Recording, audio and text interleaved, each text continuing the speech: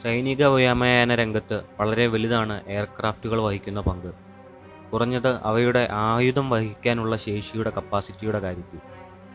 സൈനിക വ്യോമയാന രംഗത്ത് ചില ജെറ്റുകൾ വേഗതയ്ക്ക് വേണ്ടിയും മറ്റു ചിലത് രഹസ്യമായി പ്രവർത്തിക്കുന്നതിനും ചിലത് ശുദ്ധമായും മായം ചേർക്കാത്തതുമായ ഫയർ പവറിനു വേണ്ടിയുമാണ് നിർമ്മിച്ചിരിക്കുന്നത്. ഇവിടെ ശുദ്ധമായത് എന്ന് കൊണ്ടുദ്ദേശിക്കുന്നത് ഏതു ചലനത്തിലും ആ എയർക്രാഫ്റ്റിന് ഒരു അക്രമവാസന ഉണ്ട് എന്നുള്ളതാണ്. തീ കെടാത്ത ഒരു ബോംബിനോട് നമ്മൾക്കിതിനെ ഉപമിക്കാം. ഈ ആകാശ ഭീമന്മാർ ആയുധങ്ങൾ വഹിക്കുന്നു എന്ന് മാത്രമല്ല, അവ പ്രായോഗികമായി ആയുധങ്ങളാണ്.